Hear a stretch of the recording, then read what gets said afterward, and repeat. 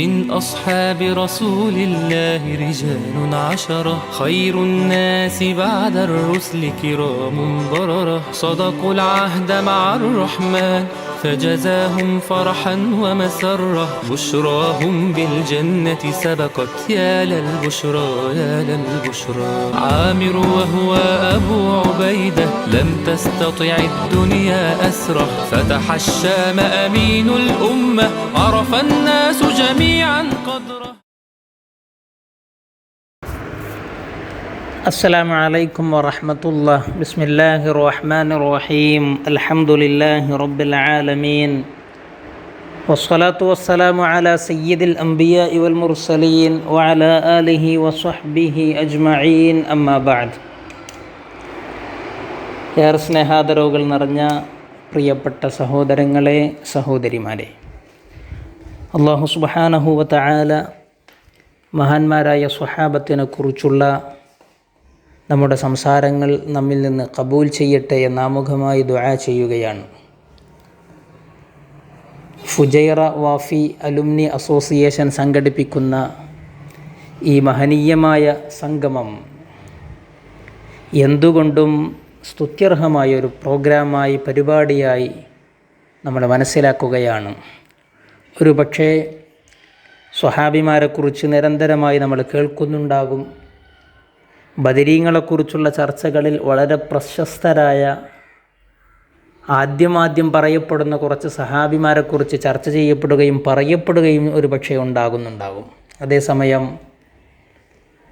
വളരെ വിശദമായി സ്വർഗീയ പ്രവേശനം കൊണ്ട് സന്തോഷവാർത്ത അറിയിക്കപ്പെട്ട സ്വഹാബി വര്യന്മാരെ വിശദമായി പഠിക്കാനും മനസ്സിലാക്കാനും ഇങ്ങനെയൊരു അവസരം ഒരുക്കി തന്നു എന്ന് പറയുന്നത് ഫുജൈറ വാഫി അലുമിനി അസോസിയേഷൻ ചെയ്ത ഏറ്റവും നല്ല പ്രവർത്തനങ്ങളിൽ ഒന്നായി നമുക്ക് ഗണിക്കാം, പറയാം.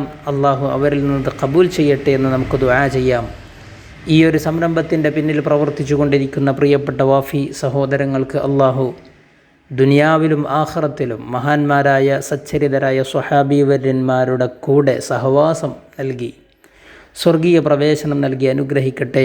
അവരുടെ കൂടെ നമ്മളെയും നമ്മളുമായി ബന്ധപ്പെട്ട നമ്മുടെ സഹോദരങ്ങൾ, സഹോദരിമാർ, ബന്ധുമിത്രാദികൾ, ദുആ കൊണ്ട് വസിയ്യത്ത് ചെയ്ത ആളുകളെയും അള്ളാഹു ഉൾപ്പെടുത്തി അനുഗ്രഹിക്കട്ടെ എന്ന് നമുക്ക് ദുആ ചെയ്യാം.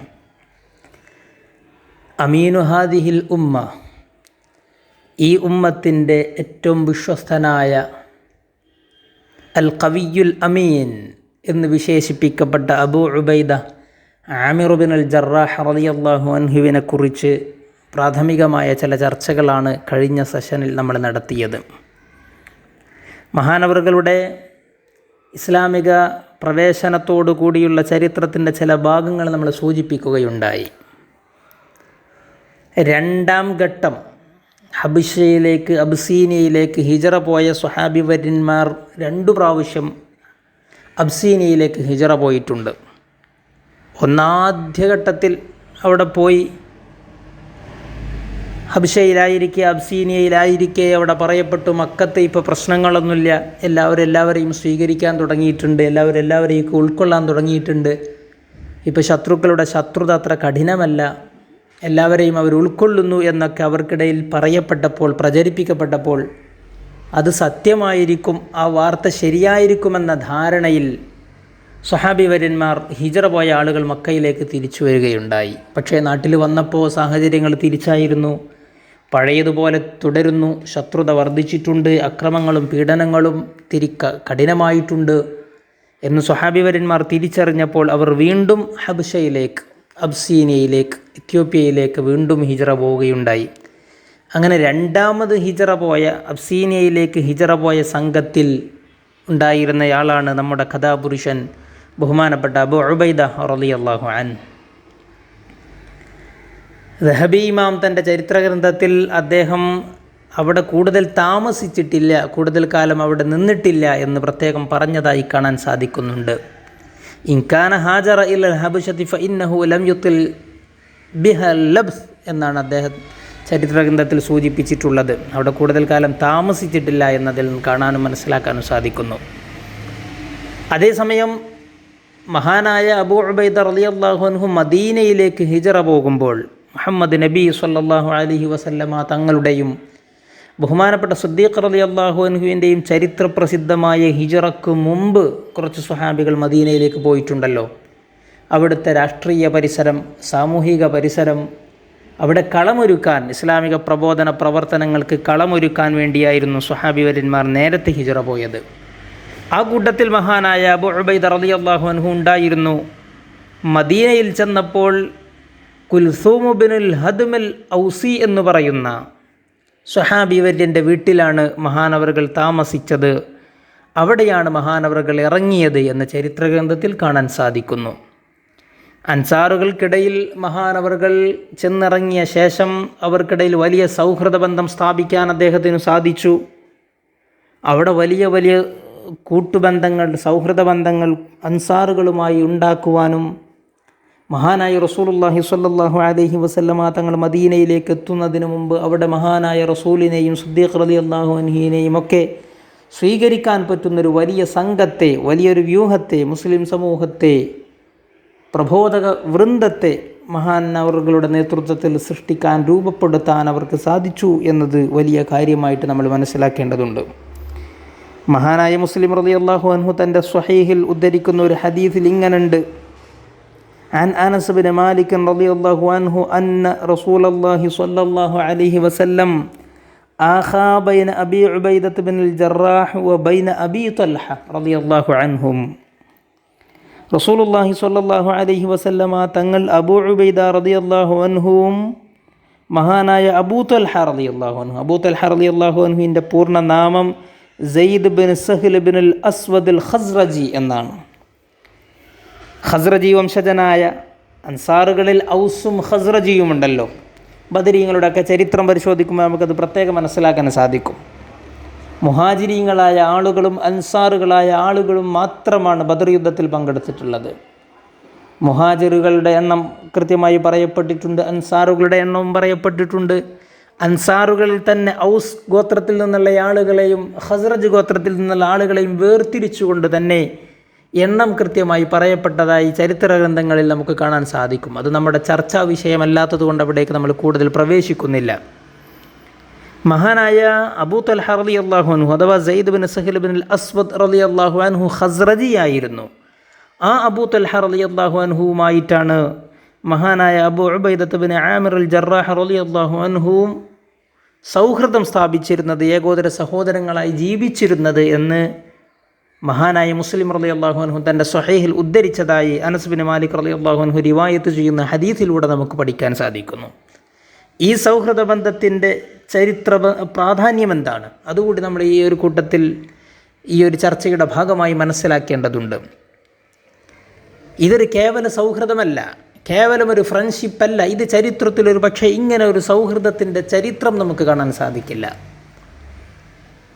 മുഹാജിറുകളായ സ്വഹാബി വര്യന്മാരെന്ന് പറഞ്ഞാൽ അവർ സ്വന്തം നാട്ടിൽ നിന്ന് ജീവിതോപാധിയായി കണ്ടെത്തിയിരുന്ന സാമ്പത്തിക മാർഗങ്ങളെ ഉപേക്ഷിച്ചു പോയവർ, വീടും കുടുംബത്തെയും ഉപേക്ഷിച്ചു പോയവർ, നാട്ടിൽ നിന്നുള്ള ജീവിത പരിസരത്തെ മുഴുവൻ ഉപേക്ഷിച്ചുകൊണ്ട് അന്യനാട്ടിലേക്ക് ഹിജറ പോയ ആളുകളാണ്. അള്ളാഹുവിൻ്റെ മാർഗത്തിൽ ഹിജറ പോയപ്പോൾ അവർക്ക് ഭൗതികമായ സുഖാഡംബരങ്ങൾ ഉപേക്ഷിക്കേണ്ടി വന്നു, ജീവിത സാഹചര്യങ്ങൾ ഉപേക്ഷിക്കേണ്ടി വന്നു, വീട് ഉപേക്ഷിക്കേണ്ടി വന്നു, കുടുംബത്തെ ഉപേക്ഷിക്കേണ്ടി വന്നു, സാമ്പത്തിക സ്ഥിരതയ്ക്ക് വേണ്ടിയുണ്ടായിരുന്ന കൃഷിയിടങ്ങളെ, വലിയ തോട്ടങ്ങളെ ഒക്കെ ഉപേക്ഷിച്ചുകൊണ്ടാണ് അവർക്ക് തിരിച്ചു പോകേണ്ടി വന്നത്. അതുകൊണ്ട് സ്വാഭാവികമായും മുഹാജിറുകളായി ഫുഖറാക്കളായി കടന്നു ചെന്ന അവരെ മഹാന്മാരായ അൻസ്വാറുകളായ സ്വഹാബിവര്യന്മാർ ഹൃദയം തുറന്ന് സ്വീകരിച്ചു, അവരെ ചേർത്തു പിടിച്ചു, വേണ്ട രൂപത്തിൽ അവരെ പരിഗണിച്ചു. വീടില്ലാത്തവർക്ക് സ്വന്തം വീട്ടിൽ റൂമുകൾ ഒരുക്കി കൊടുത്തു. ഭാര്യമാർ അധികമുള്ള ആളുകൾ, നിങ്ങൾക്കിഷ്ടമുള്ള ഭാര്യയെ നിങ്ങൾക്ക് സെലക്ട് ചെയ്യാം, തിരഞ്ഞെടുക്കാമെന്ന് പറഞ്ഞുകൊണ്ട് അൻസാറുകളായ സ്വഹാബിവര്യന്മാർ അവർക്ക് വേണ്ടി ഭാര്യമാരെ ത്വലാഖ് ചൊല്ലിക്കൊടുത്തു. ജീവിക്കാൻ പ്രയാസപ്പെടുന്ന ആളുകൾക്ക് കൃഷിയിടങ്ങളിൽ തൊഴിലവസരങ്ങൾ തുറന്നു കൊടുത്തു. മറ്റു കച്ചവട സൗകര്യങ്ങളില്ലാത്ത ആളുകൾക്ക് അങ്ങാടികളിൽ പോയി കച്ചവടവും വ്യാപാരത്തിലും ഏർപ്പെടാൻ അവർക്ക് വേണ്ടി ബിസിനസ്സിൽ ഷെയർ കൊടുത്തു. ഇങ്ങനെ മനുഷ്യൻ്റെ ജീവിതത്തിൽ ഒരാൾക്ക് സൗഹൃദത്തിൻ്റെ പേരിൽ നൽകാൻ കഴിയുന്നതിൻ്റെ ചിന്തക്കപ്പുറത്തുള്ള എല്ലാം സർവസ്വവും സമർപ്പിച്ചവരാണ് മഹാന്മാരായ അൻസാറുകൾ. മദീനയുടെ ചരിത്രം പരിശോധിക്കുന്നിടത്ത്, പഠിക്കുന്നിടത്ത് അൻസാറുകളെ നമ്മൾ നന്നായി പഠിക്കേണ്ടതുണ്ട്. അവരുടെ ചരിത്രം പ്രസിദ്ധമാണ്. അവരുടെ മനസ്സിൽ ഗില്ലില്ല, ഗിഷില്ല എന്ന് ചരിത്ര ഗ്രന്ഥങ്ങളിൽ കാണാൻ സാധിക്കും. എന്താണ് ഗില്ലും ഗിഷും? അവരുടെ മനസ്സിൽ കളങ്കമില്ല, നിഷ്കളങ്കമായിട്ടാണ് അവർ പെരുമാറുക. പല ആളുകളും പറയുന്നത് കേട്ടിട്ടുണ്ട്, മക്കയിലുള്ള ആളുകളുടെ സ്വഭാവ സവിശേഷതയല്ല മദീനയിൽ ചെന്നാൽ നമുക്ക് ഫീൽ ചെയ്യുന്നത്, അനുഭവപ്പെടുന്നത് എന്ന് പറയുന്നത് കേട്ടിട്ടുണ്ട്. അല്ലാഹു അലം, അറിയുന്നവർക്ക് അറിയുന്നുണ്ടാകും. അവിടുത്തെ ആളുകൾക്കൊക്കെ മനുഷ്യപ്പറ്റുണ്ട്, സ്നേഹമുണ്ട്, ആളുകളോടുള്ള പെരുമാറ്റത്തിൽ ഒരു സവിശേഷമായ വിനയം കാണാനുണ്ട്, ലാളിത്യം കാണാനുണ്ട്, സഹായിക്കാനുള്ള ഒരു മനസ്സുണ്ട് അവർക്ക് എന്ന് പലരും പറയുന്നത് കേട്ടിട്ടുണ്ട്. അത് ഈ ഒരു പാരമ്പര്യത്തിൻ്റെ ഭാഗമാണ്. ഔസ് ഖസ്റജ് ഗോത്രത്തിലുള്ള അൻസാരികളായ സ്വഹാബി വര്യന്മാർ എല്ലാം നഷ്ടപ്പെട്ടു വന്ന മുഹാജിറുകളെ ഹൃദയം തുറന്ന് സ്വീകരിക്കുകയും അവർക്ക് വേണ്ട സൗകര്യങ്ങൾ ഏർപ്പെടുത്തുകയും ചെയ്തു.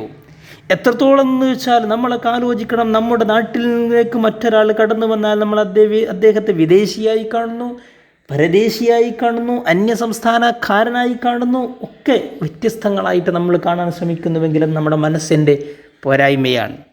എന്നാൽ നമ്മളൊന്ന് ആലോചിക്കണം, മഹാനായ അബ്ദുറഹ്മാൻ ബിൻ ഔഫ് റളിയല്ലാഹു അൻഹുവിനെ പോലെ, ഉസ്മാൻ ബിൻ അഫ്ഫാൻ റളിയല്ലാഹു അൻഹുവിനെ പോലെയുള്ള മഹാരഥന്മാരായ സ്വഹാബി വര്യന്മാർ മക്കയിലെ പ്രമാണിമാരായി ജീവിച്ചവരായിരുന്നുവെങ്കിലും മദീനയിലെത്തുമ്പോൾ അവർ ഫുഖറാക്കളായിരുന്നു. അവരുടെ കയ്യിലൊന്നുമില്ലായിരുന്നു. പിന്നീട് അവർ വ്യാപാരത്തിലേർപ്പെട്ടു, കച്ചവടത്തിലേർപ്പെട്ടു, മറ്റു വ്യവഹാരങ്ങളിലേർപ്പെട്ടു, സാമ്പത്തികമായ അഭിവൃദ്ധിയിലെത്തി, മദീനയിലെ ഏറ്റവും വലിയ ധനാഢ്യന്മാരായി തീർന്നു. എന്നിട്ടോ സ്വഹാബി വര്യന്മാരായ അൻസാറുകൾക്ക് ഒരിക്കലും അവരോട് ഒരു പ്രത്യേകമായ കുറുമ്പോ കുശുമ്പോ വൈമനസ്യമോ അവരോട് അവർ പ്രകടിപ്പിച്ചിട്ടില്ല. നിങ്ങൾ ഞങ്ങളുടെ നാട്ടിൽ വന്നിട്ട് മുതലാളിയായതല്ലേ, നിങ്ങളൊക്കെ പാവങ്ങളല്ലായിരുന്നുവോ, ഞങ്ങളല്ലയോ സഹായിച്ച് എന്നുള്ള ഒരു ഭാവമോ വിചാരമോ മാനസികമായ തലങ്ങളോ അവർക്കുണ്ടായിരുന്നില്ല എന്നതൊരു വാസ്തവമാണ്. അത് ചരിത്രത്തിൽ അൻസാറുകളുടെ ചരിത്രത്തിൽ തങ്കലിപികളാൽ രേഖപ്പെടുത്തുന്ന ഇഖ്വത്തിൻ്റെ, മവദ്ദത്തിൻ്റെ, റഹ്മത്തിൻ്റെ, സ്നേഹത്തിൻ്റെ, മഹബത്തിൻ്റെ ഏറ്റവും ഉത്കൃഷ്ടമായ മാതൃകയായി ചരിത്രത്തിൽ രേഖപ്പെടുത്തപ്പെട്ടിട്ടുണ്ട് എന്ന് നമ്മൾ ഈ ഒരു ചരിത്രം വായിക്കുകയും പഠിക്കുകയും ചെയ്യുന്ന കൂട്ടത്തിൽ മനസ്സിലാക്കേണ്ടതുണ്ട് എന്ന് സാന്ദർഭികമായി ഉണർത്തുകയാണ്. അതാണ് റസൂലുള്ളാഹി സ്വല്ലല്ലാഹു അലൈഹി വസല്ലമ തങ്ങൾ മുഹാജിറായി കടന്നു ചെന്ന ആളുകളെയൊക്കെ അൻസാറുകൾ ഓരോരുത്തരെ ഏൽപ്പിച്ചു.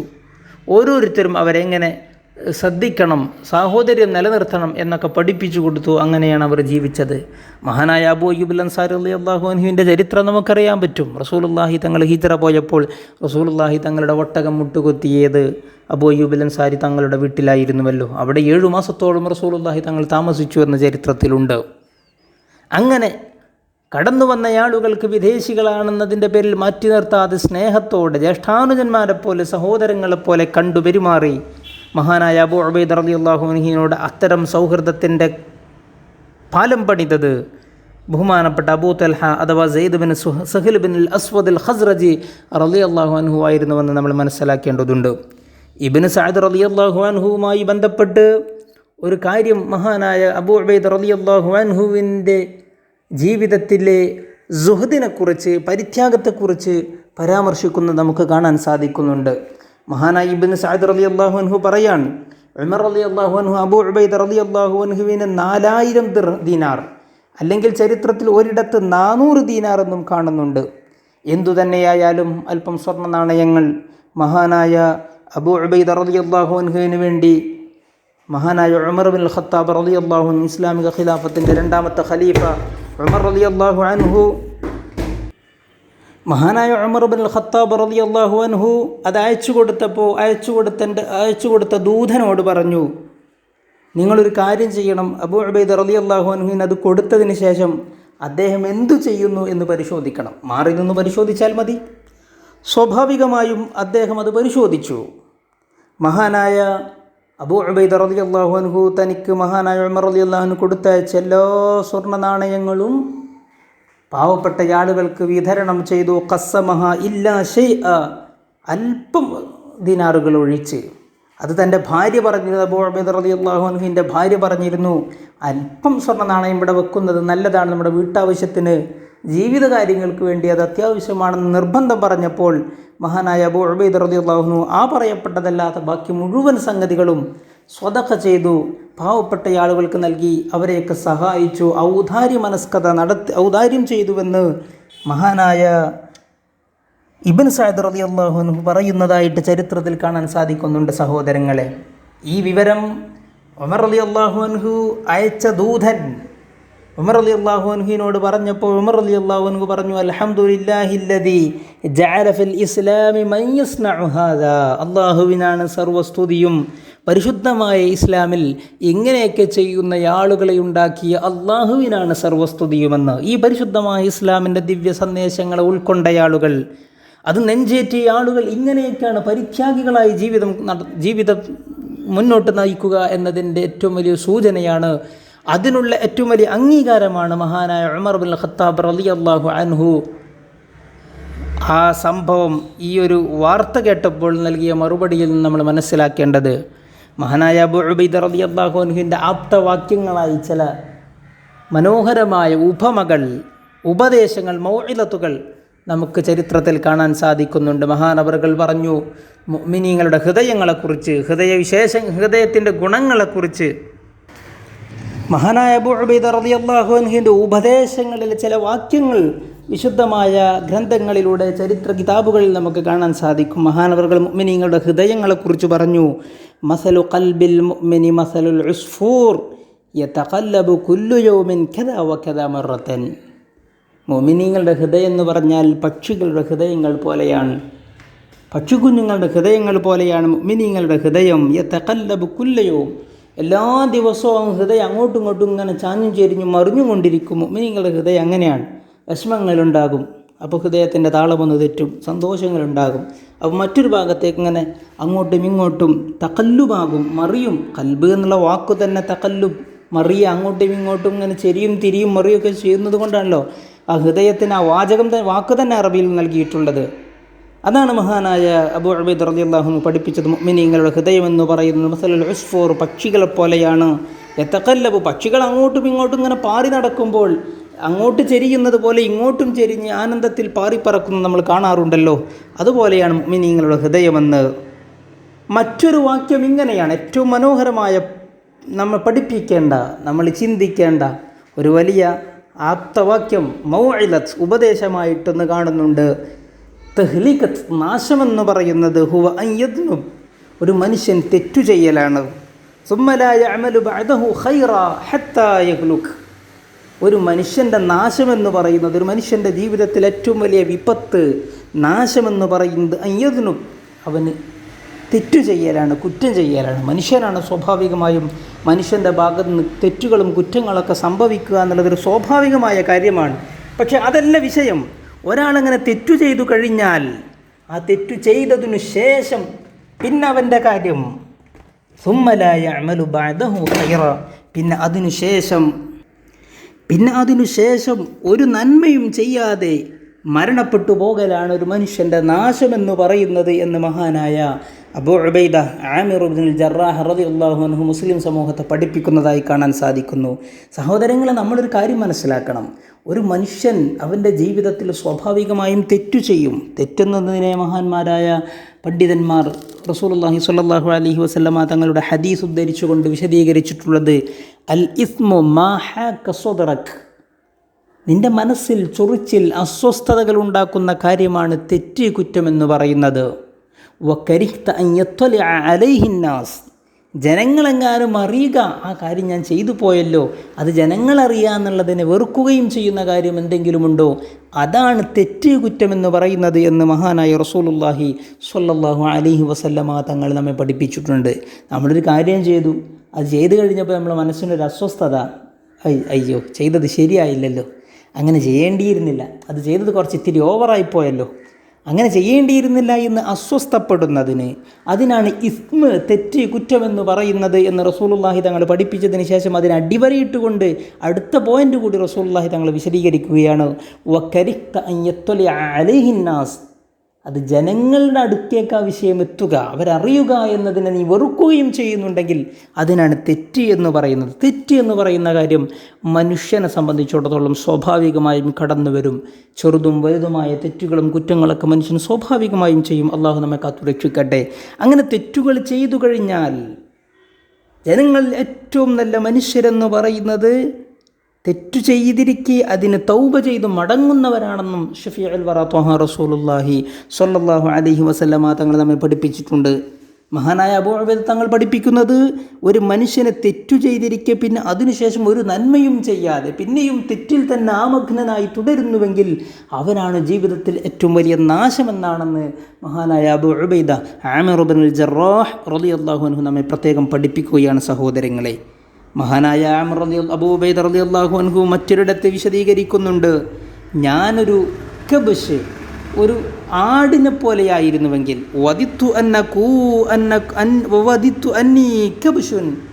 ഞാനൊരു ആടിനെ പോലെയായിരുന്നുവെങ്കിൽ ഫദബഹനി അഹ്ലി, ആവശ്യം വരുമ്പോൾ എൻ്റെ വീട്ടുകാരും കുടുംബക്കാരൊക്കെ എന്നെ അറുക്കുമല്ലോ, ഫഅകലു ലഹ്മി, എന്നിട്ട് അവരെൻ്റെ ലഹ്മ്, അവരെൻ്റെ ശരീരത്തിൻ്റെ ഭാഗങ്ങളെ കഷ്ണം മുറിച്ച് ആവശ്യം വരുമ്പോൾ അവർ ഇഷ്ടാനുസരണം അവർ അറുത്തുകൊണ്ട് ഭക്ഷിക്കുമല്ലോ, അവർ കറി വെച്ചു പാകം ചെയ്ത് വേണ്ട രൂപത്തിൽ രുചിയോടുകൂടി എന്നെ അവർക്ക് കഴിക്കാൻ സാധിക്കുമല്ലോ, അങ്ങനൊരു ഉപകാരമുള്ള ആടായിരുന്നുവെങ്കിൽ, ആടിനെ പോലെയായിരുന്നുവെന്ന് ആഗ്രഹിക്കുന്ന ഒരു വാചകം മഹാനായ അബൂ ഉബൈദ റളിയല്ലാഹു അൻഹു പറയുന്നുണ്ട്. എന്താ മനുഷ്യനായി പറന്നതിന് ശേഷം പിന്നെ ഒരു ആടായി പറക്കുന്നതിനെക്കുറിച്ച് പറയുന്നത് അതൊരു ഉപമയാണ്, ഒരാഗ്രഹം പറയാണ്. കേവലം മനുഷ്യനായി ജീവിച്ചത് കണ്ട് കാര്യമല്ല, ആളുകൾക്ക് ഉപകാരമുള്ള, ആളുകളോട് സ്നേഹമുള്ള, ഇഷ്ടമുള്ള, ആദരവുള്ള, സൗഹാർദ്ദമുള്ള, ആവശ്യങ്ങൾ വരുമ്പോൾ പരസ്പരം അങ്ങോട്ടും ഇങ്ങോട്ടും സഹായിക്കുന്ന, ഏകോദര സഹോദരങ്ങളായി പ്രവർത്തിക്കുന്ന മനുഷ്യരായിട്ടേ കാര്യമുള്ളൂ. ഈ ഭൗതിക ലോകത്ത് ദുന്യാവിൻ്റെ വളവളപ്പിൽ ഭൗതികമായ സൗകര്യങ്ങളും ആഡംബരങ്ങളും മനുഷ്യൻ്റെ മുമ്പിൽ തുറക്കപ്പെട്ടപ്പോൾ മനുഷ്യരിൽ ഇന്ന് മനുഷ്യത്വമെന്ന് പറയുന്നത് ഇല്ലാതെയായിട്ടുണ്ട് എന്ന വസ്തുത നമ്മൾ തിരിച്ചറിയണം. മഹാനായ അബൂ ഉബൈദ റളിയല്ലാഹു അൻഹുവിൻ്റെ ഉപദേശ നിർദ്ദേശങ്ങളിലൂടെ, മൗഇലത്തിലൂടെ എന്ന് സാന്ദർഭികമായി ഉണർത്താൻ ആഗ്രഹിക്കുകയാണ്. ഒരു മനുഷ്യൻ്റെ സ്ഥാനത്ത് നിന്ന് പോയി കഴിഞ്ഞാൽ പിന്നെ അവന് മൃഗത്തിനേക്കാൾ അധപ്പതിച്ചവനാണെന്ന് വിശുദ്ധ ഖുർആനിലൂടെ അള്ളാഹു നമ്മെ തെര്യപ്പെടുത്തിയിട്ടുണ്ടല്ലോ. മനുഷ്യരുടെ പ്രവർത്തനങ്ങൾ ഇപ്പോൾ കാണുമ്പോൾ, ഓരോരോ ദിവസവും ദൃശ്യശ്രാവ്യ മാധ്യമങ്ങളിലൂടെ പത്രദ്വാര നമ്മൾ വായിച്ചു കൊണ്ടിരിക്കുമ്പോൾ മനുഷ്യനിലെ മനുഷ്യത്വം മെല്ലെ മെല്ലെ അസ്തമിച്ചു പോയിട്ടുണ്ട് എന്ന് നമ്മൾ പ്രത്യേകം മനസ്സിലാക്കേണ്ടതുണ്ട്. അവിടെയാണ് മഹാനായ അബൂ ഉബൈദ റളിയല്ലാഹു അൻഹുവിൻ്റെ ഉപദേശം വദിത്തു അന്നി കബ്ശുൻ ഫദബഹനി അഹ്ലി ഫഅകലു ലഹ്മി എന്ന് പറയുന്ന വാക്യത്തിൻ്റെ പ്രസക്തി നമ്മൾ ഓർമ്മിക്കേണ്ടതും. മഹാനായ ആയിഷ ബീവി റളിയല്ലാഹു അൻഹയോട് ഒരിക്കൽ ചോദിക്കപ്പെട്ടിട്ടുണ്ട്, അയ്യു അസ്ഹാബി റസൂലില്ലാഹി സ്വല്ലല്ലാഹു അലൈഹി വസല്ലം കാന അഹബ്ബ ഇലാ റസൂലില്ലാ. ആയിഷ ബീവി നിങ്ങൾക്കറിയാലോ, മുത്ത് റസൂലിൻ്റെ സ്വഹാബി അനുചരന്മാരിൽ ഒരുപാട് സ്വഹാബിമാർക്കിടയിൽ റസൂലുള്ളാഹിക്ക് ഏറ്റവും ഇഷ്ടപ്പെട്ട സ്വഹാബി വര്യന്മാർ ആരൊക്കെയാണ്? വലിയൊരു ചോദ്യമാണത്. കാരണം ഒരാളോട് ഇഷ്ടമുണ്ടാവുക എന്ന് പറയുന്നത് സ്വാഭാവികമായ ഇഷ്ടത്തെക്കുറിച്ചല്ലല്ലോ ഇങ്ങനെയുള്ള ചോദ്യങ്ങളിലൂടെ കടന്നു വരുന്നത്. അയ്യു അസ്ഹാബി റസൂലില്ലാഹി സ്വല്ലല്ലാഹു അലൈഹി വസല്ലം കാന അഹബ്ബ ഇലാ റസൂലില്ലാ എന്നാണ് ചോദ്യം. മഹദി പറഞ്ഞു, സ്വാഭാവികം ഖാലത്ത് അബൂബക്കർ സിദ്ദീഖ് റളിയല്ലാഹു അൻഹു, ഇസ്ലാമിക ഖിലാഫത്തിൻ്റെ ഒന്നാമത്തെ നേതാവ്, മുത്ത് റസൂലിൻ്റെ സന്തത സഹചാരി, സിദ്ദീഖ് എന്ന നാമം കൊണ്ട് അറിയപ്പെട്ട ശുദ്ധരായ റസൂലുള്ളാഹി സ്വല്ലല്ലാഹു അലൈഹി വസല്ലമ തങ്ങളുടെ ഏറ്റവും അടുത്ത കൂട്ടുകാരൻ, എൻ്റെ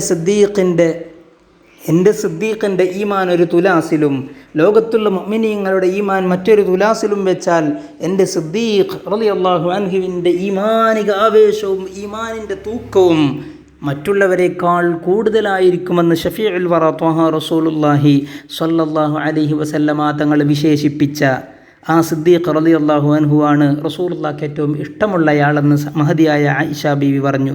സ്വാഭാവികമായും ചോദിക്കുന്നയാൾ ആവർത്തിച്ചു, സുമ്മമൻ, പിന്നെ ആരാണ് ആയിഷ ബീവി? മഹദിയായ ആയിഷ ബീവി മറുപടി പറഞ്ഞു, ഖാല ഉമർ, പിന്നെ സ്വാഭാവികമായി മുത്തു റസൂലിൻ്റെ അടുത്ത ഖലീഫത്തുർ റസൂൽ സ്വല്ലല്ലാഹു അലൈഹി വസല്ലം അന്നാതിഖു ബിസ്സുദ്ഖി വസ്സവാബ് എന്ന് പറയപ്പെടുന്ന വിശേഷണമുള്ള, സത്യം മാത്രം സംസാരിക്കുന്ന, സത്യത്തിനു വേണ്ടി നിലപാടുകൾ ഉറക്കെ പറഞ്ഞ, മറ്റു താല്പര്യങ്ങൾക്ക് മുമ്പിൽ വശംവദനാവാതെ നിലപാടുകളും അധികാരവും ഉപയോഗപ്പെടുത്തിയ മഹാനായ ഉമർ ഇബ്നുൽ ഖത്താബ് റളിയല്ലാഹു അൻഹു ആണെന്ന് പറഞ്ഞു. ഖുൽതു സുമ്മമൻ, പിന്നെ ആരാണെന്ന് വീണ്ടും ചോദിച്ചു. അന്നേരം മഹദിയായ ആയിഷ ബീവി മറുപടി പറഞ്ഞു, അബൂ ഉബൈദത്ത് ബിൻ ആമിറുൽ ജറാഹ് റളിയല്ലാഹു അൻഹു. നമ്മളൊന്ന് ആലോചിക്കണം, ഇസ്ലാമിക ഖിലാഫത്തിൻ്റെ ഒന്നാമത്തെ ഖലീഫ അബൂബക്കർ റളിയല്ലാഹു അൻഹുവിനെ പറഞ്ഞതിന് ശേഷം, ഉമർ ബിൻ ഖത്താബ് റളിയല്ലാഹു അൻഹുവിനെ പറഞ്ഞതിന് ശേഷം അള്ളാഹുവിൻ്റെ റസൂലിന് ഏറ്റവും ഇഷ്ടമുള്ള സ്വഹാബി ആരാണെന്ന ചോദ്യത്തിൻ്റെ മറുപടി അബൂ ഉബൈദ റളിയല്ലാഹു അൻഹു ആണെന്ന് നമ്മൾ മനസ്സിലാക്കണം. മഹാനവറുകളുടെ പദവിയും ശ്രേഷ്ഠതയും മുത്തു റസൂലിൻ്റെ അടുത്തുള്ള മർത്തബയും പദവിയൊക്കെ നമ്മൾ മനസ്സിലാക്കാൻ ഈ ഒരു ഹദീസ് തന്നെ ധാരാളമാണ്. മഹദിയായ ആയിഷ ബീബിയോട് സ്വാഭാവികമായും ചോദിക്കുന്നയാൾ വീണ്ടും ചോദിച്ചു, സുമ്മമൻ, പിന്നെ ആരാണുള്ളത്? അടുത്ത കാറ്റഗറിയിൽ വരുന്നത് ആരാണെന്നാണ് ആ ചോദ്യത്തിൻ്റെ പൊരുൾ. മഹദിയായ ആയിഷ ബീബി മിണ്ടാതിരുന്നു. ഫസക്കത്തത്, മഹദി മൗനം ദീക്ഷിച്ചുവെന്ന് ഹദീസിൽ കാണാൻ സാധിക്കുന്നു. മഹാനവറുകളുടെ മഹത്വമാണ് അതിൽ നമ്മൾ മനസ്സിലാക്കേണ്ടത്. ഏറെ വിനയത്തോടെ ജീവിച്ചവരാണ്. കസീറത്തവാദു, നമ്മൾ കഴിഞ്ഞ ക്ലാസ്സിൽ അത് പ്രത്യേകം പറഞ്ഞു. കസീറത്തവാദു, അങ്ങേയറ്റത്തെ വിനയാന്വിതനായി ജീവിച്ചവരാണ് അബൂ ഉബൈദ റളിയല്ലാഹു അൻഹു. മഹാനവറുകൾ ദാത്തുസ്സലാസിൽ യുദ്ധം നടക്കുന്ന സന്ദർഭത്തിൽ അംർ ബിൻ ആസ് റളിയല്ലാഹു അൻഹുവാണ് യുദ്ധത്തിൻ്റെ പടനായകൻ. അംർ ബിൻ ആസ് റളിയല്ലാഹു അൻഹുവിനെ സഹായിക്കാൻ വേണ്ടി ഒരു സൈന്യത്തെ നിയോഗിക്കപ്പെടുകയുണ്ടായി. സ്വാഭാവികമായും ആ അയക്കപ്പെടുന്ന സൈനിക വ്യൂഹത്തിൻ്റെ നേതാവ് അബൂ ഉബൈദ റളിയല്ലാഹു അൻഹുവാണ്. അംർ ബിൻ ആസ് റളിയല്ലാഹു അൻഹു അകലെ യുദ്ധത്തിലേർപ്പെട്ടുകൊണ്ടിരിക്കുകയാണ്. സ്വാഭാവികമായും യുദ്ധത്തിൻ്റെ തന്ത്രത്തിൻ്റെ ഭാഗമായി ഇടക്കിടക്ക് സൈനിക വ്യൂഹത്തെ ആളുകളെ ആ സംഘത്തിലേക്ക് വീണ്ടും വീണ്ടും പറഞ്ഞയച്ച് സൈന്യത്തെ ശക്തിപ്പെടുത്തുകയും ബലപ്പെടുത്തുകയും അവർക്ക് ഊർജം പകരുകയും ഒക്കെ ചെയ്യുന്ന ഒരു യുദ്ധതന്ത്രമുണ്ട്. സ്വാഭാവികമായും അംർ ബിൻ ആസ് റളിയല്ലാഹു അൻഹു നേതൃത്വം കൊടുക്കുന്ന ദാത്തുസ്സലാസിൽ യുദ്ധത്തിൽ മഹാനവറുകളെ സഹായിക്കാൻ മഹാനായ അബൂ ഉബൈദ റളിയല്ലാഹു അൻഹു നേതൃത്വത്തിൽ ഒരു വലിയ സംഘത്തെ പറഞ്ഞയച്ചു. അങ്ങനെ അവർ ആ സംഘം അവിടെ എത്തിച്ചേർന്നു. സ്വാഭാവികമായിട്ടും അവരെ സഹായിക്കാനാണല്ലോ കടന്നു ചെന്നിട്ടുള്ളത്. അവിടെ എത്തിയപ്പോൾ സ്വാഭാവികമായി അംർ ബിൻ ആസ് റളിയല്ലാഹു അൻഹു ഈ സംഘത്തോട് പറഞ്ഞു, അബൂ ഉബൈദ റളിയല്ലാഹു അൻഹു നേതൃത്വത്തിലുള്ള സംഘത്തോട് പറഞ്ഞു, അന അമീറുക്കും, ഞാൻ നിങ്ങളുടെ നേതാവാണ്. അതൊരു സ്വാഭാവികമായിട്ടുള്ളൊരു സംസാരമാണ്. അന അമീറുക്കും, ഞാൻ നിങ്ങളുടെ നേതാവാണ്. സ്വാഭാവികമായും ഞാൻ നേതാവാകുമ്പോൾ ഞാൻ പറയുന്ന കാര്യങ്ങളൊക്കെ നിങ്ങൾ കേൾക്കണം, ശ്രദ്ധിക്കണമെന്ന്. പക്ഷെ മുഹാജിരീങ്ങളായ ആളുകൾ, സ്വഹാബിവര്യന്മാർ ഒരു മറുപടി പറഞ്ഞു. ഫഖാലൽ മുഹാജിറൂൻ ബൽ അന്ത അമീറു സ്വഹാബിക്. നാടൻ വർത്താനം പറഞ്ഞാൽ നമ്മുടെ നാട്ടിലൊക്കെ സംസാരം പോലെ നിങ്ങളുടെ കൂടെ വന്ന സൈന്യത്തിൻ്റെ നേതാവ് മാത്രമാണ്, ഞങ്ങളുടെ നേതാവ് അബൂ ഉബൈദയാണെന്ന് പറഞ്ഞു. സത്യത്തിൽ അതൊരു ഗൗരവമുള്ള വർത്താനാണ്. അങ്ങനെ പറയാൻ പറ്റുമോ എന്നുള്ളതൊക്കെ ചരിത്രത്തിൽ മറ്റൊരു ചർച്ച ചെയ്യപ്പെടേണ്ട ഒരു വിഷയമാണ്. പക്ഷേ മുഹാജിരീങ്ങൾ സ്വാഭാവികമായും അവരുടെ ഒരു പേഴ്സണാലിറ്റിയുടെ ഒരു ഭാഗമാണ്, വ്യക്തി വൈശിഷ്ട്യത്തിൻ്റെ ഭാഗമാണ് ആ സംസാരം. അവർ പറഞ്ഞു, നിങ്ങൾ കൊണ്ടുവന്ന സൈന്യത്തിൻ്റെ നേതാവാണ് ഞങ്ങളുടെ നേതാവ് അബൂ ഉബൈദയാണ്. ബൽ അന്ത അമീറു സ്വഹാബിക് അബൂ ഉബൈദ അമീറുൽ മുഹാജിരീൻ.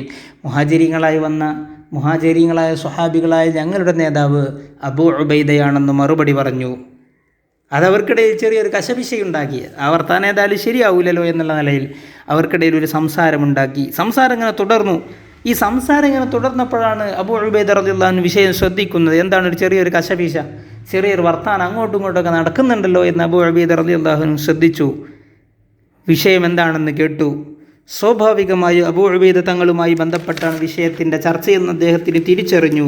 മഹാനവറുകൾ എല്ലാവരും കേട്ടിരിക്കെ പറഞ്ഞു, ഫഖാല തഅലം യാ Amr bin Aas, Amr bin Aas തങ്ങളെ നിങ്ങളൊരു കാര്യം മനസ്സിലാക്കണം. അന്ന റസൂലുള്ളാഹി സ്വല്ലല്ലാഹു അലൈഹി വസല്ലം, മുത്തു റസൂൽ സല്ലല്ലാഹു അലൈഹി വസല്ലമ തങ്ങൾ ഖാലലി, എന്നോട് പറഞ്ഞിട്ടുണ്ട്, ഇൻ ഖദിംത അലാ സ്വാഹിബിക്, നീ സൈന്യവുമായിട്ട് മുന്നോട്ട് ചെന്ന് അവിടെ എത്തിക്കഴിഞ്ഞാൽ നിൻ്റെ നേതാവിനെ നീ കണ്ടുമുട്ടിയാൽ ഫതതാബ, നിങ്ങൾ അദ്ദേഹത്തെ അനുസരിച്ചു കൊള്ളണമെന്ന് എന്നോട് മുത്തു റസൂൽ സല്ലല്ലാഹു അലൈഹി വസല്ലമ തങ്ങൾ എന്നോട് പ്രത്യേകം പറഞ്ഞിട്ടുണ്ട്. അതുകൊണ്ട് നിങ്ങൾ എൻ്റെ നേതാവാണ്, നിങ്ങൾ എന്തു പറയുന്നതിനെയും കേൾക്കാൻ ഞാൻ പ്രതിജ്ഞാബദ്ധനാണെന്ന് മഹാനായ അംർ ബിൻ ആസ് റളിയല്ലാഹു അൻഹുവിനോട് അബൂ ഉബൈദ റളിയല്ലാഹു അൻഹു കേട്ടിരിക്കെ, അബൂ ഉബൈദ റളിയല്ലാഹു അൻഹു അവിടെയുള്ള മുഹാജിരീങ്ങളായ സംസാരത്തിലേർപ്പെട്ടിട്ടുള്ള സ്വഹാബീവര്യന്മാരൊക്കെ കേട്ടിരിക്കെ ഉറക്കെ പറയുകയുണ്ടായി. അബൂ ഉബൈദ റളിയല്ലാഹു അൻഹു ആരാണ്? ഒന്നാം ഖലീഫയായി പ്രഖ്യാപിക്കാൻ പോലും അർഹതയുള്ള ഉമർ ബിൻ ഖത്താബ് റളിയല്ലാഹു അൻഹു ബൈഅത്ത് ചെയ്യാൻ കയ്യൊന്ന് നീട്ടിത്തരണേ എന്ന് ആവശ്യപ്പെട്ട അബൂ ഉബൈദ റളിയല്ലാഹു അൻഹു അംർ ബിൻ ആസ് റളിയല്ലാഹു അൻഹുവിൻ്റെ നേതൃത്വത്തിലുള്ള സൈന്യത്തിൻ്റെ ഭാഗമായി ചെന്നപ്പോൾ ഞാൻ നിങ്ങളെന്തു പറയുന്നു, നിങ്ങളാണ് ഞങ്ങളുടെ നേതാവ്, നിങ്ങളാണ് ഞങ്ങളുടെ അമീർ, നിങ്ങൾ പറയുന്നത് കേൾക്കാൻ ഞാൻ പ്രതിജ്ഞാബദ്ധനാണെന്ന് പ്രഖ്യാപിക്കണമെങ്കിൽ അദ്ദേഹത്തിൻ്റെ മനസ്സിൻ്റെ വിശാലത, അദ്ദേഹത്തിൻ്റെ വിനയത്തിൻ്റെ ആ ഗാംഭീര്യം, അദ്ദേഹം എത്രത്തോളം വിനയാന്വിതനായിട്ടാണ് മഹാന്മാരായ സ്വഹാബത്തിനിടയിൽ ജീവിച്ചത് എന്ന് മനസ്സിലാക്കാൻ ധാരാളമാണ് ഈ സംഭവം. വേറെയും ചില സംഭവങ്ങൾ ഉണ്ടായിട്ടുണ്ട്, വലിയ അസ്വാഭാവികമായ സംഭവങ്ങൾ. നമ്മൾ പറയില്ല ഖവാരിഖുൽ ആദാത്ത്, സാധാരണ നമ്മുടെ സമൂഹത്തിൽ നമ്മൾ പ്രതീക്ഷിക്കുന്നതല്ലാത്ത ചില അസംഭവ്യ സംഭവങ്ങളൊക്കെ, അസാധാരണമായ ചില ചരിത്ര സംഭവങ്ങളൊക്കെ മഹാനായ അബൂ ഉബൈദ റളിയല്ലാഹു അൻഹുവുമായി ബന്ധപ്പെട്ട അദ്ദേഹത്തിൻ്റെ കറാമത്തായിട്ട് വിശദീകരിക്കപ്പെട്ടതായി ചരിത്ര ഗ്രന്ഥങ്ങളിൽ നമുക്ക് കാണാൻ സാധിക്കും. കേവലം ഒരു സാധാരണ വ്യക്തിത്വമായിരുന്നില്ലല്ലോ സ്വഹാബി വര്യനായിരുന്ന അബൂ ഉബൈദ റളിയല്ലാഹു അൻഹു. മറ്റൊരു സംഭവം ഇങ്ങനെയാണ്. ഒരിക്കൽ അബൂ ഉബൈദ റളിയല്ലാഹു അൻഹുവിൻ്റെ നേതൃത്വത്തിൽ കടൽ തീര പ്രദേശത്തേക്കുള്ള ഒരു ഭാഗത്ത്, അങ്ങനത്തെ ഒരു പ്രദേശത്തേക്ക് യുദ്ധം ചെയ്യാൻ വേണ്ടി അവർ ഇത്തിരി അകലം യാത്ര ചെയ്തു പോവുകയുണ്ടായി. യുദ്ധം നടക്കുന്നത് ഒരു കടൽ പ്രദേശത്താണ്, തൊട്ടടുത്ത് വലിയൊരു കടലുണ്ട്. ദീർഘകാലത്തെ യുദ്ധം അവിടെ നടക്കുകയുണ്ടായി. സ്വാഭാവികമായും നാട്ടിൽ നിന്നൊക്കെ വിരിഞ്ഞു പോന്നപ്പോൾ അവർ സ്വാഭാവികമായും ഭക്ഷണങ്ങളൊക്കെ കരുതിയിരുന്നു. ദിവസങ്ങൾ നീണ്ട യുദ്ധമായപ്പോൾ ഭക്ഷണങ്ങൾ തീർന്നു തുടങ്ങി. സ്വഹാബിവര്യന്മാർ പറയുന്നുണ്ട്, ചരിത്ര ഗ്രന്ഥങ്ങളിൽ അത് വളരെ ദുഃഖത്തോടെയാണ് നമുക്ക് വായിക്കാൻ സാധിക്കുന്നത്.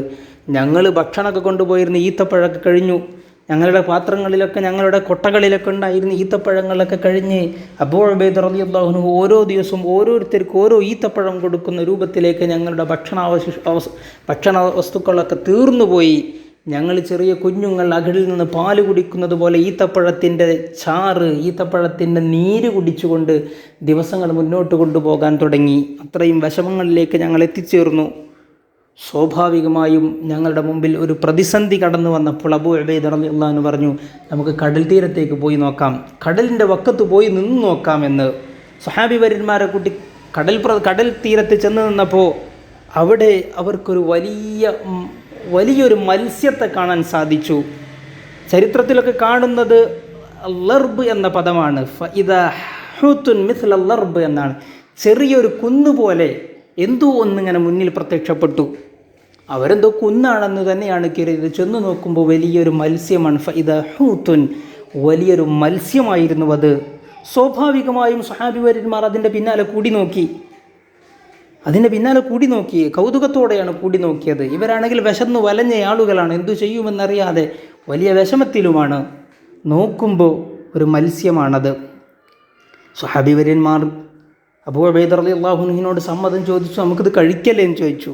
സൂക്ഷ്മതയുടെ പര്യായമായിരുന്ന അബൂ ഉബൈദ റളിയല്ലാഹു അൻഹു ചോദിച്ചു, അതൊരു മൈത്തത്തല്ലേ, ഒരു ശവമല്ലേ, ചത്ത മീനല്ലയോ, അതിനെ നമ്മളെങ്ങനെ കഴിക്കുമെന്ന്.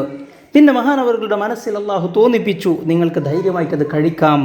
മഹാനവറുകൾ സ്വഹാബത്തിനോട് പറഞ്ഞു, നഹ്നു റസൂലില്ലാഹി വഫീ സബീലില്ലാഹി ഫകുലു, നമ്മൾ റസൂലുള്ളാഹി സ്വല്ലല്ലാഹു അലൈഹി വസല്ലമ തങ്ങളുടെ ദൂതന്മാരായി വന്ന ആളുകളാണ്, നമ്മൾ അള്ളാഹുവിൻ്റെ മാർഗത്തിൽ യുദ്ധം ചെയ്യുന്ന ആളുകളാണ്.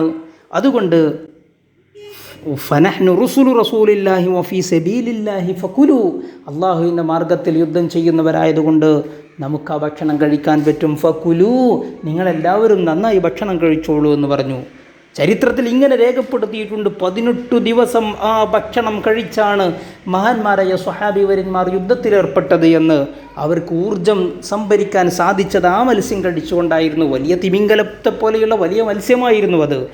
വലിയ കുന്നുപോലെയായിട്ടാണല്ലോ അവർക്കത് അനുഭവപ്പെട്ടത്. അള്ളാഹു അവർക്ക് നൽകിയ ഭക്ഷണമായിരുന്നു അത്. എത്രത്തോളം എന്ന് വെച്ചാൽ സ്വഹാബിവര്യന്മാരെ കുറിച്ച് പറയുന്നുണ്ട്, ആ സൈന്യത്തിൽപ്പെട്ടിരുന്ന സ്വഹാബിവര്യന്മാരൊക്കെ ആ ഭക്ഷണം കഴിച്ചു തടിച്ചു കൊഴുത്തു എന്ന് തന്നെ ചരിത്രത്തിൽ കാണാൻ സാധിക്കുന്നുണ്ട്. മഹാനായ അബൂ ഉബൈദ റളിയല്ലാഹു അൻഹുവിൻ്റെ കറാമത്തായിട്ട് മഹാനവറുകളുടെ നേതൃത്വത്തിലുള്ള ഒരു സൈനിക വ്യൂഹത്തിന് മഹാനവറുകൾ വസീലയായിട്ട് മഹാനവറുകളുടെ വഴി അള്ളാഹു നൽകിയ വലിയ സഹായമായിട്ട് ചരിത്രത്തിൽ അത് നമുക്ക് തങ്കലിപികളാൽ രേഖപ്പെടുത്തപ്പെട്ടിട്ടുണ്ട്. നമുക്കത് മനസ്സിലാക്കാൻ സാധിക്കും. ദീനിനോടുള്ള അങ്ങേ അറ്റത്തെ പ്രതിബദ്ധത കാത്തു സൂക്ഷിച്ചവരായിരുന്നു മഹാനായ അബൂ ഉബൈദ റളിയല്ലാഹു അൻഹു. എത്രത്തോളം എന്ന് വെച്ചാൽ മഹാനായ ഇബ്നു കസീർ റളിയല്ലാഹു അൻഹു തൻ്റെ അൽ ബിദായ വന്നിഹായയിൽ ഒരു ചരിത്ര സംഭവം ഉദ്ധരിച്ചിട്ടുണ്ട്. സിദ്ദീഖ് റളിയല്ലാഹു അൻഹു ദിമഷ്ക് കീഴടക്കുന്നതിന് മുമ്പ് മരണപ്പെട്ട സംഭവം നമുക്കൊക്കെ അറിയാം. ഡമസ്കസ് കീഴടക്കുന്നതിന് വേണ്ടി മഹാനായ സിദ്ദീഖ് റളിയല്ലാഹു അൻഹു അത് കീഴടക്കുന്നതിന് മുമ്പേ മരണപ്പെട്ടപ്പോൾ ഉമർ റളിയല്ലാഹു അൻഹു അബൂ ഉബൈദ റളിയല്ലാഹു അൻഹുവിന് കത്തെഴുതുന്നുണ്ട്. ദിമഷ്ക് കീഴടക്കാൻ പോയ വലിയ സൈന്യ വ്യൂഹത്തിൽ സൈനികരിൽ മഹാനായ അബൂ ഉബൈദ റളിയല്ലാഹു അൻഹു കൊണ്ട് സൈന്യത്തെ നയിച്ചുകൊണ്ടിരിക്കുന്നത് ഖാലിദ് ബിൻ വലീദ് റളിയല്ലാഹു അൻഹു ആയിരുന്നു. ആ കത്തിൻ്റെ ഉള്ളടക്കം ഇങ്ങനെയാണ്. ഉമർ റളിയല്ലാഹു അൻഹു എഴുതിയിരുന്നത് ഇങ്ങനെയാണ്: നിങ്ങൾ സൈനിക നേതൃത്വം ഖാലിദ് ബിൻ വലീദ് റളിയല്ലാഹു അൻഹുവിനെ ഏൽപ്പിച്ചുകൊണ്ട് നാട്ടിലേക്ക് മടങ്ങിപ്പോരണം. സൈനിക നേതൃത്വം മഹാനായ ഖാലിദ് റളിയല്ലാഹു അൻഹുവിനെ ഏൽപ്പിച്ചുകൊണ്ട് നിങ്ങൾ നാട്ടിലേക്ക് മടങ്ങിപ്പോരണം. ഇവിടെ അബൂബക്കർ റളിയല്ലാഹു അൻഹു മരണപ്പെട്ടിരിക്കുന്നു. ഇവിടെ ഖിലാഫത്തിൻ്റെ കാര്യം ഒന്ന് തീരുമാനമാക്കണം. മാത്രമല്ല ഖിലാഫത്ത് ഏറ്റെടുത്ത ഉടനെ ഉണ്ടാകുന്ന ആഭ്യന്തര വിഷയങ്ങളെയൊക്കെ കൈകാര്യം ചെയ്യാൻ നിങ്ങളെപ്പോലെയുള്ള അമീനു ഹാദിഹിൽ ഉമ്മകൾ ഇവിടെ ആവശ്യമുള്ളതുകൊണ്ട് ഇങ്ങോട്ട് നിങ്ങൾ തിരിച്ചു പോരണമെന്ന കത്ത് മഹാനായ അബൂ ഉബൈദ റളിയല്ലാഹു അൻഹു നേതാവിന് മഹാനായ ഉമർ റളിയല്ലാഹു അൻഹു അയച്ചു കൊടുക്കാൻ. സ്വാഭാവികമായും സൈനിക നേതൃത്വം മഹാനായ ഖാലിദ് റളിയല്ലാഹു അൻഹുവിനെ ഏൽപ്പിക്കണമെന്നാണ് കത്തിൻ്റെ ഉള്ളടക്കം. കത്ത് കിട്ടി. മഹാനായ അബൂ ഉബൈദ റളിയല്ലാഹു അൻഹു കത്ത് അവിടെ എടുത്തു വെച്ചു. കത്തിൻ്റെ ഉള്ളടക്കം ആരോടും പറഞ്ഞില്ല. അങ്ങനെ ദിമഷ്ക് അവർ കീഴടക്കി. ആ സൈന്യം അബൂ ഉബൈദ റളിയല്ലാഹു അൻഹും ഖാലിദ് റളിയല്ലാഹു അൻഹും അടങ്ങുന്ന വലിയ നേതൃത്വത്തിൻ്റെ കീഴിൽ ദിമഷ്ക് കീഴടക്കി. 20 ദിവസം കൊണ്ടാണ് ആ കീഴടക്കൽ നടത്തിയത്. അത് വലിയൊരു സംഭവമാണ്. അതേക്കുറിച്ച് ധാരാളം വിശദീകരിക്കേണ്ടതുണ്ട്. അങ്ങനെ 20 ദിവസം കഴിഞ്ഞ് ദിമഷ്ക് കീഴടക്കി ദിവസം ഖാലിദ് റളിയല്ലാഹു അൻഹുവിനെ വിളിച്ചുകൊണ്ട് അബൂ ഉബൈദ റളിയല്ലാഹു അൻഹു വിഷയം പറഞ്ഞു. കുറച്ച് ദിവസം മുമ്പ് ഉമർ റളിയല്ലാഹു അൻഹുവിൻ്റെ ഒരു കത്ത് വന്നിരുന്നു. കത്തിൻ്റെ ഉള്ളടക്കം ഇതാണ്: ഖാലിദ്, അങ്ങയെ ഇതിൻ്റെ സൈനിക നേതൃത്വം ഏൽപ്പിച്ചുകൊണ്ട് എന്നോട് നാട്ടിലേക്ക് തിരിച്ചു ചെല്ലണമെന്നാണ് പറഞ്ഞിട്ടുള്ളത്. സ്വാഭാവികമായും ഖാലിദ് ബിൻ വലീദ് റളിയല്ലാഹു അൻഹു അബൂ ഉബൈദ റളിയല്ലാഹു അൻഹുവിനോട് ചോദിച്ചു: യർഹമുക്കല്ലാഹ് മാ മനഅക അൻ തഅലമനി ഹീന ജാഅക്. അല്ലയോ അബൂ ഉബൈദ തങ്ങളെ, അള്ളാഹു നിങ്ങൾക്ക് റഹ്മത്ത് ചെയ്യട്ടെ, അള്ളാഹുവിൻ്റെ കാരുണ്യം നിങ്ങൾക്കുണ്ടാകട്ടെ. മാ മനഅക അൻ തഅലമനി ഹീന ജാഅക്. ആ കത്ത് വന്ന സമയത്ത് എന്നെ നിങ്ങൾ അറിയിക്കാതിരിക്കാൻ നിങ്ങളെ തടഞ്ഞു നിർത്തിയ കാര്യമെന്താണ്? എന്തുകൊണ്ട് നിങ്ങൾ എന്നെ അത് അറിയിച്ചില്ല എന്ന ചോദ്യം ചോദിച്ചു മഹാനായ ഖാലിദ് റളിയല്ലാഹു അൻഹു. ഫഖാൽ, മഹാനായ അബൂ ഉബൈദ റളിയല്ലാഹു അൻഹുവിൻ്റെ മറുപടി നമ്മളൊക്കെ എന്നും പഠിക്കുകയും സ്മരിക്കുകയും ഓർത്തെടുക്കുകയും ചെയ്യേണ്ട മറുപടിയാണ്. മഹാനവറുകൾ പറഞ്ഞു: ഇന്നി കരിഹ്തു അൻ അക്സുറ അലൈക ഹർബക്. നിങ്ങൾ അള്ളാഹുവിൻ്റെ മാർഗത്തിൽ ധീരമായി പോരാട്ടം നടത്തിക്കൊണ്ടിരിക്കുകയാണ്. അതിനിടയിൽ ഞാൻ നിങ്ങളെ ഇത് ഏൽപ്പിച്ചുകൊണ്ട് തിരിച്ചു പോകുമ്പോൾ നിങ്ങൾ യുദ്ധം ചെയ്യുന്നിടത്തൊരു ചെറിയ ഭംഗം സംഭവിക്കാൻ സാധ്യതയുണ്ട്. ഞാൻ അതിന് വെറുത്തുപോയി. യുദ്ധത്തിന് ഭംഗം സംഭവിക്കരുത്. യുദ്ധത്തിനിടയിൽ ഒരു പൊട്ടലും ചീറ്റലും ഉണ്ടാകരുത്. ഒരു മ്ലാനത വരക്കരുത്. വലിയൊരു നേതാവായിരുന്ന ഒരാൾ തിരിച്ചു പോകുമ്പോൾ സ്വാഭാവികമായും സൈനികർക്കിടയിൽ ഒരു കോൺഫിഡൻസ് കുറവ് സംഭവിക്കാൻ സാധ്യതയുണ്ടല്ലോ. അതൊരു യുദ്ധതന്ത്രത്തിൻ്റെ ഭാഗമാണ്. അവർക്ക് ഊർജ്ജം കൊടുക്കുക. നേതാക്കന്മാരുണ്ടാകുമ്പോൾ സ്വാഭാവികമായും അണികൾക്ക് ധൈര്യമുണ്ടാകുമല്ലോ. കരിഹ്തു അൻ അക്സുറ അലൈക ഹർബക്. എന്നിട്ട് പറഞ്ഞു: വമാ സുൽത്താനു ദുനിയ ഉരീദ്. ഞാൻ ഈ ദുനിയാവിൻ്റെ നേതൃത്വമേ താല്പര്യപ്പെടുന്നില്ല. വമാ സുൽത്താനു ദുനിയ ഉരീദ് വലാലി ദുനിയ അഅ്മൽ. ഞാൻ ഈ ഭൗതികമായ ലോകത്തിന് വേണ്ടി, ഭൗതികമായ സൗകര്യങ്ങൾക്ക് വേണ്ടി, ദുനിയാവിന് വേണ്ടി യുദ്ധം ചെയ്യുന്നുമില്ല. ഞാൻ അതിനു വേണ്ടി പ്രവർത്തിക്കുന്നുമില്ല. വഇന്നമാ നഹ്നു ഇഖ്വാനുൻ. നമ്മൾ ഏകോദര സഹോദരങ്ങളാണ്. വമാ യദുറു റജുലു അൻ യലിയഹു അഖൂഹു ഫി ദീനിഹി വ ദുനിയാഹു. ഒരു സഹോദരൻ അവൻ്റെ ദീനിൻ്റെ വിഷയത്തിലോ ദുനിയാവിൻ്റെ കാര്യത്തിലോ ഒരിക്കലും അവൻ്റെ സഹോദരനെ ബുദ്ധിമുട്ടിക്കാൻ താല്പര്യപ്പെടുകയില്ല. അതുകൊണ്ടാണ് ഞാൻ നിങ്ങളെ ബുദ്ധിമുട്ടിക്കാതെ, വിഷയമറിയിക്കാതെ യുദ്ധം കഴിയുന്നത് വരെ കാത്തിരുന്നത് എന്ന് മഹാനായ അബൂ ഉബൈദ ആമിർ ബിൻ ജറാഹ് റളിയല്ലാഹു അൻഹു ഖാലിദ് ബിൻ വലീദ് റളിയല്ലാഹു അൻഹുവിന് മറുപടി കൊടുത്തുവെങ്കിൽ, മഹാനായ ഇബ്നു കസീർ റളിയല്ലാഹു അൻഹു തൻ്റെ അൽ ബിദായ വൻ നിഹായയിൽ ഈ സംഭവം ഉദ്ധരിക്കുന്നുവെങ്കിൽ, പ്രിയപ്പെട്ട സഹോദരങ്ങളെ, സഹോദരിമാരെ, നമ്മളൊരു കാര്യം മനസ്സിലാക്കണം. അള്ളാഹുവിൻ്റെ ദീനിനോടുള്ള പ്രതിബദ്ധതയാണ് ഒമൻ ഔഫാ ബിമാ ആഹദ അലൈഹുല്ലാ എന്ന് പറയപ്പെടുന്ന വിശുദ്ധ ഖുർആനിൻ്റെ വാക്യത്തെ ജീവിതത്തിൻ്റെ മാർഗമായി, അത് ജീവിതത്തിൻ്റെ മോട്ടോയായി, ഷിആറായി, പ്രമേയമായി, ജീവിതത്തിൻ്റെ ലക്ഷ്യമാക്കി കൊണ്ടു നടന്നിരുന്ന മഹാന്മാരായ സ്വഹാബി വര്യർ അബൂ ഉബൈദ റളിയല്ലാഹു അൻഹുവിൻ്റെ ഉള്ളിലെ ദീനിൻ്റെ, ഈമാനിൻ്റെ കരുത്തും ശേഷിയുമായിട്ടാണ് നമ്മൾ മനസ്സിലാക്കുന്നത്. അള്ളാഹുവിൻ്റെ ദീനിൻ്റെ മുമ്പിൽ ദുനിയാവിനിക്ക് പ്രശ്നമേ അല്ല. വലാലി ദുനിയാ അഅ്മൽ. ഞാൻ ദുനിയാവിന് വേണ്ടി പ്രവർത്തിക്കും പ്രവർത്തിക്കുന്നേ ഇല്ല എന്നാണ് മഹാനവറുകൾ പറഞ്ഞത്. ഒമാ സുൽത്താനു ദുനിയ ഉരീദ്, ദുന്യാവിൻ്റെ നേതൃത്വം, ദുന്യാവിലെ സൈന്യത്തിൻ്റെ ക്യാപ്റ്റനാവുക, അതിൻ്റെ ഹീറോയാവുക എന്നതിൻ്റെ ലക്ഷ്യമേ അല്ല, അതിൻ്റെ താല്പര്യവുമല്ല എന്ന് മഹാനായ ഖാലിദ് റളിയല്ലാഹു അൻഹുവിനോട് അസന്നിഗ്ധമായി പ്രഖ്യാപിച്ചു മഹാനായ അബൂ ഉബൈദ റളിയല്ലാഹു അൻഹു. അതുകൊണ്ട് സഹോദരങ്ങളെ, ദീനിനോട് പ്രതിപത്തിയുള്ള, കാരുണ്യമുള്ള, വിനയാന്വിതനായ, സൈനിക തന്ത്രമുള്ള, അള്ളാഹുവിൻ്റെ റസൂലിനോട് സ്നേഹം പ്രകടിപ്പിച്ച അബൂ ഉബൈദ റളിയല്ലാഹു അൻഹു നമ്മുടെ മനസ്സിൽ എന്നും ഓർക്കപ്പെടേണ്ട വ്യക്തിത്വമാണ്. മഹാനവറുകളുടെ കൂടെ നാളെ സ്വർഗീയ ഭവനത്തിൽ സന്തോഷത്തോടു കൂടി ഒരുമിച്ച് കൂടാൻ അള്ളാഹു നമുക്ക് തൗഫീഖ് നൽകട്ടെ. മറ്റു ചില പ്രധാനപ്പെട്ട ചരിത്ര സംഭവങ്ങൾ അടുത്ത സെഷനിൽ നമുക്ക് ദീർഘമായി സംസാരിക്കാം. وما توفيقي إلا بالله وآخر دعوانا أن الحمد لله رب العالمين والسلام عليكم ورحمة الله تعالى وبركاته. من أصحاب رسول الله رجال عشرة خير الناس بعد الرسل كرام بررة أبو بكر عمر وعثمان وعلي وسعيد وسعد طلحة والزبير وعامر وابن العوف تمام العشرة.